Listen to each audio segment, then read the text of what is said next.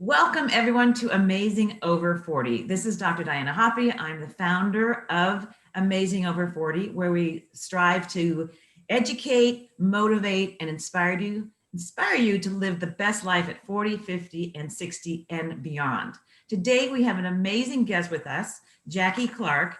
She is a certified senior advisor, an industry leading living and aging well expert, and she's a well-respected communication specialist. Some of her history was that she was a director of publicity for Hay House, the largest self-help publisher in the world, and later opened Blue Vista Communications, a boutique PR and marketing firm. In 2014, she opened Care Patrol, which helps aging adults and their families with assisted living and memory care placement, which is huge. She educates and advocates on complex senior-related challenges and inspires people to see solutions in the senior care space unknown to them, which many of us are striving with this. She's lived in San Diego for 33 years with her husband and her two daughters. And find Jacqui at www.agingwellpartners.com. Welcome to the program, Jacqui. I'm so happy to have you. And thank you for being here today and joining us. So let's start with a bit about what you do. What is a certified senior advisor? What do you do to really help people with this whole process? So a certified senior advisor is a credential I earned, and it helps. It's a large education from Medicare to financial to disease to just the social aspects of the aging process. And I help families figure out how to do placement. It is not about geography or location or the chandeliers. I kind of take them through the entire process of each individual person's aging process and what's going on right now, be it dementia or just physical health or cognitive decline. There's many aspects of it from, again, as I said, Medicare, long-term care insurance, financial side, and really the biggest component is the caregiver, a burnout side of specifically women who are caring for our aging adults right now. Yeah, I think you mentioned about 88% of the caregivers that are helping with the aging parents are female. How do you think that is affecting things now, given the whole COVID situation, in addition to the sandwich where maybe they're taking care of their kids as well as their aging parents? How do you see that in this critical time? This has always been a challenge for women because, as you said, we are the sandwich generation from kids to our aging adults, and we also have our careers. So now we've seen an unprecedented number of women drop out of the career force right now to take care of aging parents and their children who are at home at school. So it's a tremendous stress. It's tremendous. It's very tough right now for women, and at no time more do they need help. And then now you have this aging parent who's declining even further from isolation, or it was going to happen anyways. And where do you turn to? I mean, it's you can't see these communities for the most part these days. And going online and just looking at a picture and a great sales pitch is not what you need to do. So this is where I come in. I've been to all the communities. I work with all these communities. I check the care and violations. I continually know who's working there, how their staff is doing. And I also individualize, because each person needs an individualized fit when they're thinking about assisted living or staying home. I also work with in-home care company, or how to safe-proof your home. That's a whole nother aspect of the aging space. One of the things I thought was amazing with you particularly is that your resource, they're free. I wish I'd known about what you do when I was looking for a place for my mom, because I have, as many of the listeners know and viewers, that my mom has dementia and she's presently in a board and care facility, but I had her previously in a memory care facility, and I really didn't have much guidance to really get to where to put her and why and how. And so I found out that your resources are free, which is tremendous, and that's a great resource. How were you able to do that? So yes, so like a realtor, I work with the community. So I have contracts with them and I get a percentage of the first month. And one of the advantages, I have contracts, Care Patrol has contracts with everyone. So it's not like I'm only directing you towards a handful of them. We work with all of the communities. And we spend probably 3-4 months before we even take on a client, just getting to know our territory, physically going in, talking to them, learning about them, and understanding what they have to offer. As we say in the business, one size fits one.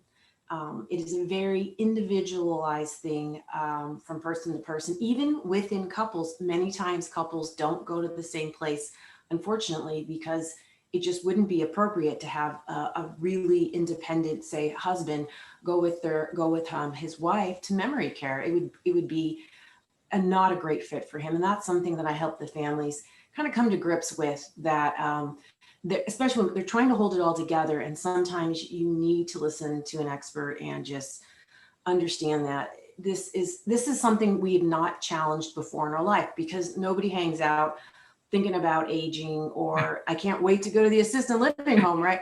So it's something we don't seek out the information until we need it, and it's usually the 11th hour, Sure. and then we're in a desperate situation. And you've worked with hundreds and thousands of families to get them placed to make the best decisions. What do you think are some of the most common mistakes that people make when they're trying to face this time in their life and trying to find the best place for their aging parent or parents? I think the top mistakes that happen are that they take the advice of a friend or a neighbor, because we take the advice of our friends and neighbors for restaurants, and even of a doctor. But I mean, this is a really individualized choice. So, and I always equate it to, you wouldn't take the same medication your friend recommends because it works so well for her or for her parent. You need to have your own prescription Right. of what you should be doing, and that changes, honestly. Like if somebody comes to me and says, I'm thinking about moving my parents into assisted living, or my mother has memory, and I don't hear from them for 6 more months, I have to start all over, because there's tremendous change, and you have to consider that. Mm-hmm. Hydrate too while we're talking, because hydration is I'll so be doing key. that as well. Yeah, and actually you bring up a great point, because when I took my mom to the memory care, on the outside it looked really nice. It had it was really pretty, it was well designed, they had nice furniture.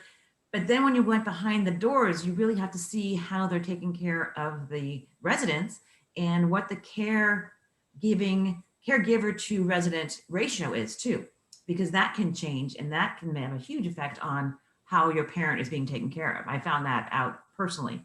Can you go into that a little bit more about that? Yes, so that's a really great point, Dr. Hoppy, because staff changes, and when staff and management change, just like your favorite restaurant, great service one day, and you go back 6 months later and you're like, what happened at this place? Unfortunately, it's the same thing. It is still a work environment, and it's only as good as the management and the owners and the philosophies and the goals of the company. So that's something is a great benefit when you use someone like myself, is that I follow up. Once I help the family find a great, safe place, I follow up. And because I'm constantly bringing new clients there, I'm always looking in, kind of like looking over their shoulder. And they know that their reputation is in my hands. And so if they kind of, to be blunt, if they screw up, I'm going to know, and I'm going to get after them, or I may not bring back someone. And because you did a great job 2 years ago, does not mean that you're doing a great job now. So there's oversight on our part, and there's some amazing places. And sometimes when I have, let's say, a sales or executive director who has left for whatever reason, I have to reevaluate who's coming into those shoes. And if staff's being let go at the smaller boarding cares, I consider that as well, because that's red flags, and there's no way anyone could continuously track that. I mean, I actually have someone in my office who does that on a weekly and monthly basis, just calls and checks violations. It's a full-time job, and we are constantly delving, we're meeting, and just the laws, the regulations, specifically with COVID right now, are changing week to week, and we have to be on top of that. Right. And I think you can see in my background, I made a little bit of a Christmas theme, because, it's not even Thanksgiving, I know, and I felt a little bit strange about doing that, but I'm like, I think we're all trying to find something to make us happy during these times. And I know with COVID, a lot of the family members can't even really visit their parent in the memory care center or in the places that they are. So it could be really a challenge with this. So how do you help those that are really struggling with, they can't really go to see their parent, the parent is, let's say, in a memory care? How do you see the best way that we can connect given that situation? So first of all, it depends. There are some communities that can allow visitors, and it's usually like if you can visit on a patio, or or if you're in a larger community and there's 6 feet, they're finding ways for families to visit their loved ones. And if your loved one is on hospice, then there's like a waiver where you are allowed to be with them, and that's really important to understand. Again, we were having a little bit looser regulations in the last couple of weeks because we were in tier red. Mhm. Now that we're in the dreaded purple, again, just like restaurants, it's changing. So what was happening last week will not be happening this week. It also depends on how well the community has done with COVID. There, and that's where you need to use a placement agent, someone who has their kind of finger on the pulse of the area you're looking into, because there are certain areas in the county of San Diego that have done amazing, and there really isn't any COVID or none at all. And there are some parts that unfortunately there has been a tremendous amount. I think one of the biggest mistakes or misleading reports in the media is that we're all being lumped in together with assisted living and skilled nursing facility. Skilled nursing facility, I'm sure you know, is a Medicare benefits short-term rehab stay. Mhm. Private pay, assisted living, memory care, residential board and care fall under a completely different license. It's not a Medicare benefit. It's always 100% private pay. And it's under a different regulation called Title 22. It actually does 1,000 times better than our skilled nursing facilities, unfortunately. Skilled nursing facilities have had a long reputation of not doing a great job.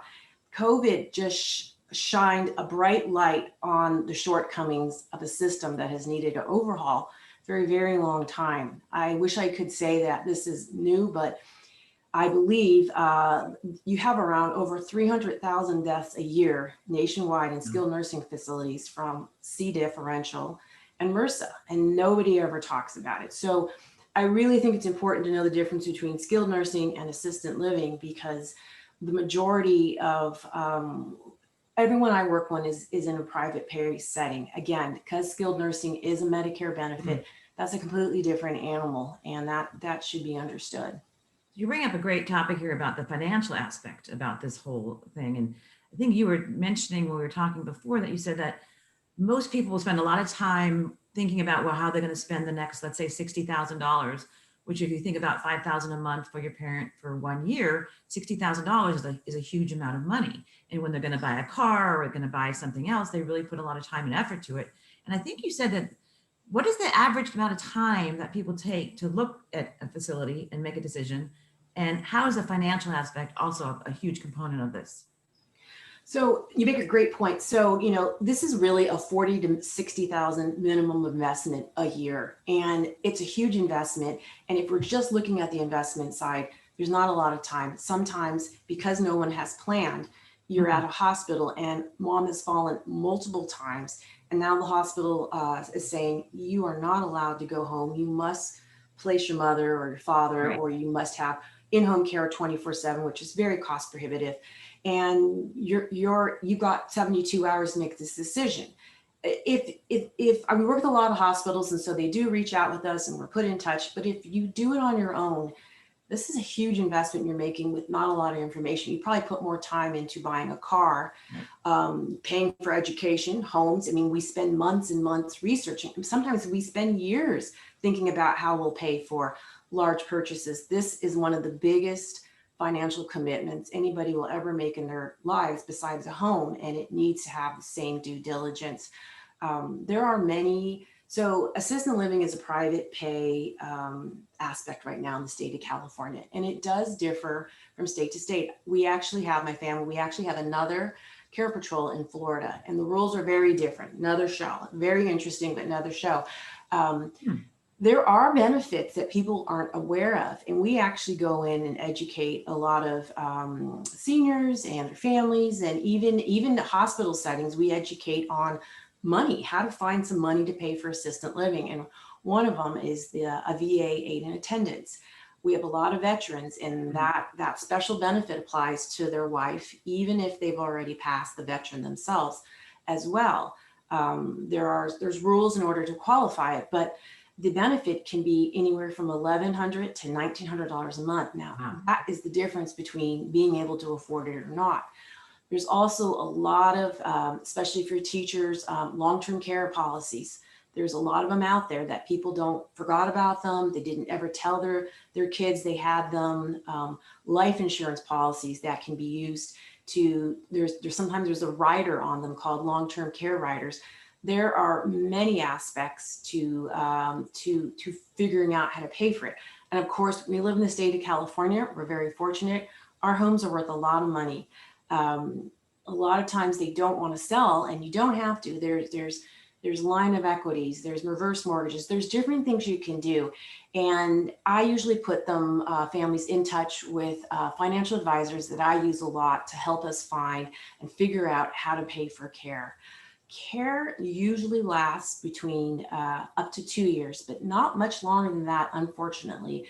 Most people wait until the very last minute. So I mean, it can be months sometimes because they've let their loved one fall over and over, which Right. shortens a lifespan and a host of other challenges that arise when we're not looking to keep our seniors safe sooner. And we know, like, after a fall, like a hip fracture, the mortality rate is huge after a hip fracture. So once they start falling, it goes in this whole progression of actually decline.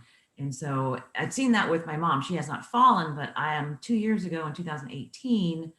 It was President's Day weekend. I remember I was visiting her, and I had looked at a few homes, memory care centers prior, and a few of them, and I got kind of a feel of where it would be good for my mom. But that weekend, she turned really ill. She had a UTI that then went to pneumonia, and then she was admitted to the hospital up in Mammoth Lakes, where she was living at the time. And I drove up there, and she was really in a poor state. And I had to actually move her directly from the hospital to the memory care center. So I moved her from Mammoth to San Diego, or actually Oceanside, where the memory care center was. So it can be sometimes just 24 hours you have to make a decision. Luckily, I had looked at some places before. Unfortunately, I didn't have you as an advisor, because I would have learned a lot, because I was really just taking it upon myself to say, okay, let's go to some places and just see how it feels, see what the ratio's like. Do they actually take pets? Because my mom had 2 cats. So there were a lot of factors that went to it, but literally I had 24 hours to get her from Mammoth, drive down, and get her moved into the facility. So sometimes it can be a really tight situation, and you're just trying to find the best route. So how do you think people could do better to plan for this whole situation? So one of the things, there's kind of two sides to this question. The first one is for our aging adult in our family, our mother or father. If you have a diagnosis of any type of cognitive decline, you should begin your planning right now. My mother passed in 2019 from dementia. It was 12 long years. Well, And the last 2 years go pretty predictably. And I'm one of 4 girls, and my mother was in the Bay Area with my sister, who was able to be there for my parents. We were very fortunate to keep my mother home to the end until the last 3 months. But I kind of prepared my sister as she hit each stage. I know, and when it got to a point where I'm like, she's got about a year, and I know it sounds very macabre, but she needed to understand it. It's very challenging to keep someone home. right. And she needed to understand what she's going to be going through. So we took the necessary steps, from making the house safer, making sure there's always somebody with her, looking for signs, the disheveledness, not taking a bath anymore, Mhm. stacking papers, losing weight almost always has to do with, they can't swallow anymore. And they won't say anything. They say they eat and they haven't eaten. So you need to start really, it's like having a toddler at one point, where you're making sure, are they eating? Mhm. Are they not choking? Are they making sure, if they have incontinence care, that's going okay? Because the UTIs come on quite often. So it's a long list of all the things you need to be watching for, or knowing when, if, we had a very unique situation where my dad was up for the care, and so was my sister, whose kids were grown, and she was not working at the time, and decided that I'm doing this. So that's a very unusual situation. And that, again, that was 4 kids and a husband, and it was still a tremendous amount of work for all of us. You have to put in place, how are we going to do this? And if there isn't any resources, that's another thing. Well, how are we going to do this by ourselves? Or how are we going to do this? Is Medi-Cal going to help us in any capacity? And if they are, what does that look like? Because in the state of California, Medi-Cal is not a great option. I Right. know a lot of people think it's the savior of care, but that's where you're looking at skilled nursing facilities, or you know, for lack of a better word, warehousing at that point. It is not a fun aspect. So, and then on the 40s, 50s, 60s side, or even younger in the 30s, I always tell you should be thinking about, how do you want to age? This is where I sparked kind of a great interest. Like, I am in my 50s. I want to age well. And so I'm making great decisions now for myself and for my family, not to put my children in the situation that, Right. quite honestly, my mother put us in, because she never thought in a million years she was going to have dementia. Nobody ever thinks, or Parkinson's, or Right. physically disabled, or whatever it is. You need to have a realistic view. We all are going to die. We have to get comfortable with that. It's not a fun topic, but at the same time, I work with so many wonderful, like, centurions who, I like, how have they done it well? How have they aged well? How have they been sharp, or just even with disabilities, been happy and healthy and done the best they can? Planning, putting away, understanding, and honestly, taking a great interest in the long-term care situation. Never has it had a better spotlight than COVID, that the caregivers right now, in Mhm. 20 years, well, who's going to take care of us? And do we want to go through the same system that our parents are going through right now? Quite honestly, no. Right. I'm going to say no, no, thank you. So we need to be thinking about how we're financially planning, how our bodies are aging, how we're mentally aging, and what are we doing to our families, both young and old. And I want to be an active participant and have full control over this for as long as I can, and also know when to throw in the towel and saying I need help. The sandwich generation, specifically the women, we do it all. We don't ask for help, and that's kind of like one of the biggest reliefs I bring to a client right now. Is sometimes I just tell them, I'm going to take this off your shoulders, and it's the first time they've ever asked for help. Right. And there's a lot of guilt, and there's a lot of exhaustion, and just they're just kind of disbelief that they can't figure this out. Well, it's a complex situation on so many levels. And I want to touch back on something that I think is really timely now, in the sense of, we know Thanksgiving's coming, Christmas is coming, the holidays, and some of us will be meeting with families, some of us may not. But what are some of the things we should be looking for to see how our parents, or the aging uncle, or whatever family members, what are some things we should look for to see if they're actually going through stages of dementia, or what might they be needing, that we should be thinking that they might need some type of assisted care, or senior living facility? Great question. So every year at this time, my phone starts ringing right after apple pie on Thanksgiving, and it rings right before the week of Christmas, and then it rings continually from December 26th, probably through February, because we don't see a loved one, and then we see them, and we're like, oh my goodness, what happened? However, now more than ever, we feel that the phone's going to explode because we've had COVID. And like, my dad's a great example. My dad is 81. He lives by himself at the house. And my sister has to do everything she can to knock that door down and say, you need to interact with us. And what you're going to find out is cognitive decline is one of the biggest things we see at the holidays, regardless. I think we're going to be seeing it even more. The isolation has Right. diminished, has really taken a hit on loneliness. Isolation is probably one of the quickest ways to kill anybody, as we know. We see it in Right. our own kids with the isolation. You want to look for things like, do they have bruises, or do Hmm. they look thinner? Are they dirty? Can they follow the conversation? Are they withdrawing? Like, are they sitting in the corner? And usually they're very outgoing. Mhm. I mean, are they participating in the conversation? Are they eating?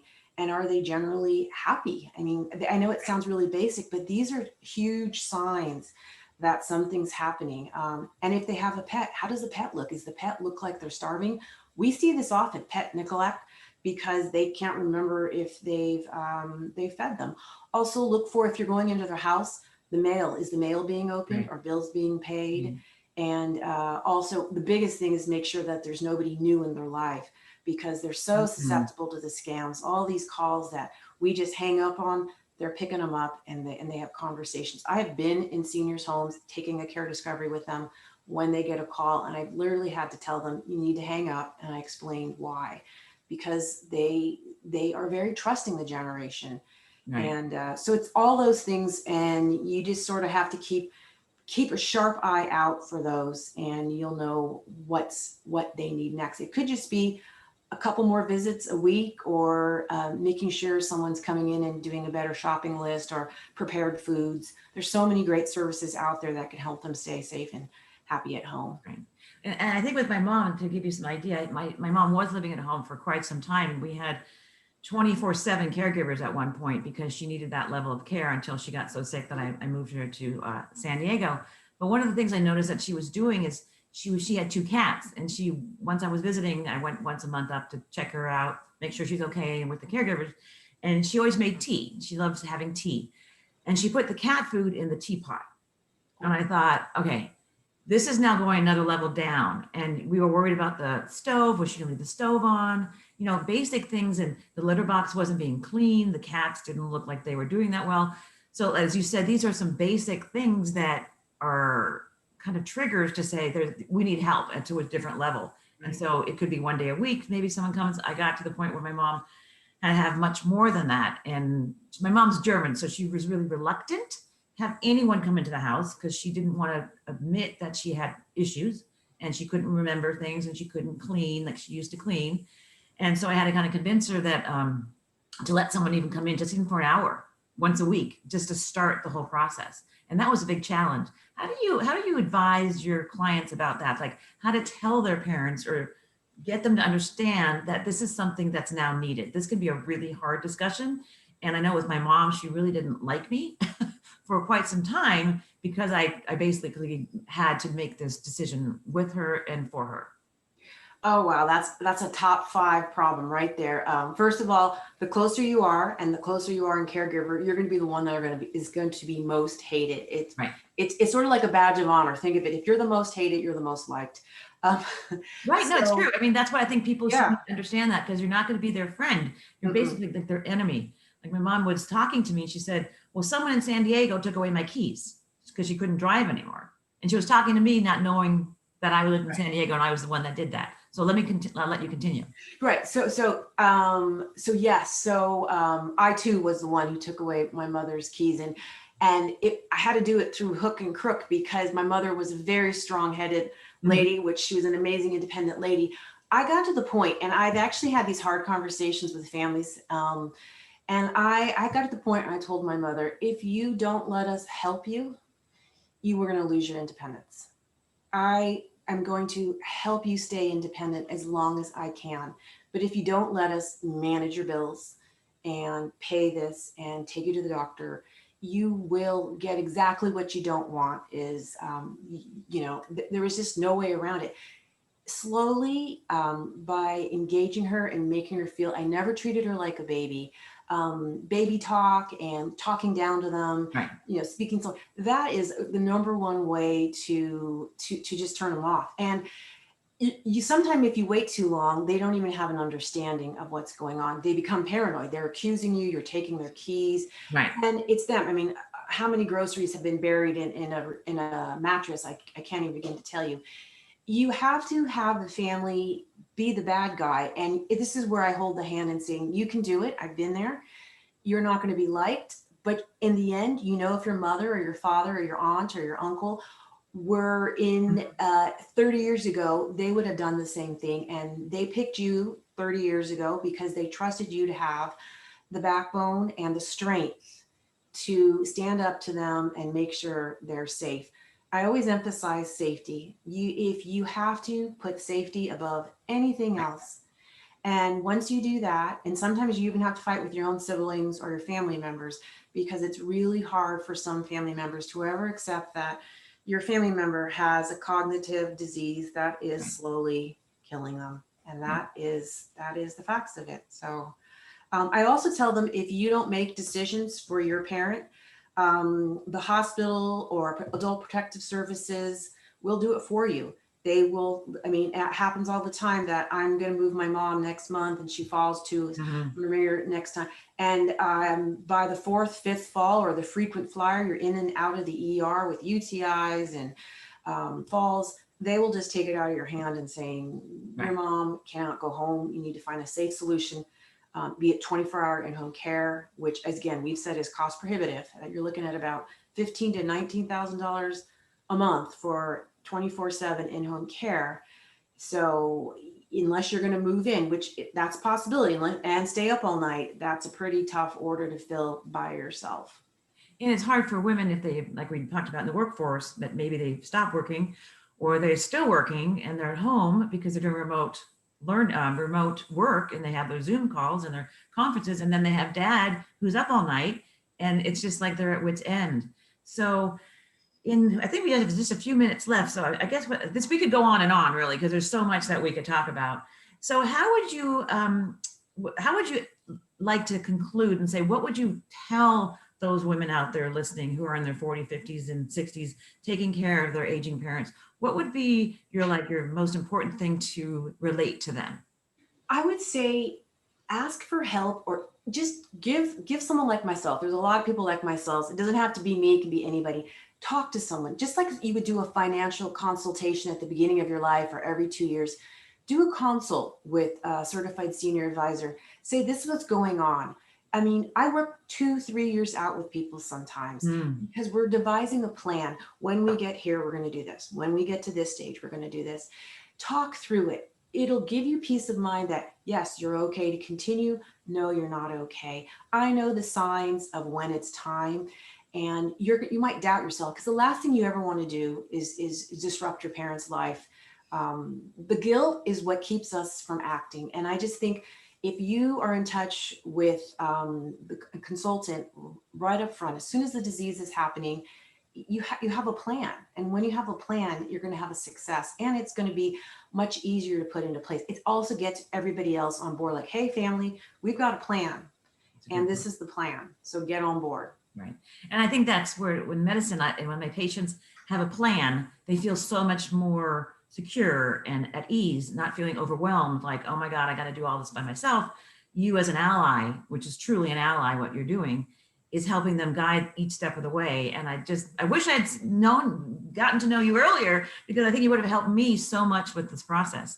So if people want to know exactly, get more about Jacqui Clark, she is, again, the certified senior advisor, we can go to www.agingwellpartners.com. And I'd love to have you on again, Jacqui, because I think we have so many topics that are so relevant for so many of the viewers and women who are over late 30s, 40s, and beyond. Would you be willing to do that? Oh, I would love to. This is wonderful. I love sharing information. I know how helpful it is. I used it myself when my mother was going through this. And yes, wonderful, wonderful resource you're providing.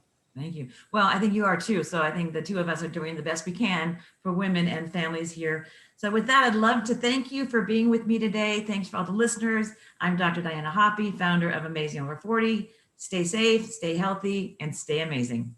Bye-bye.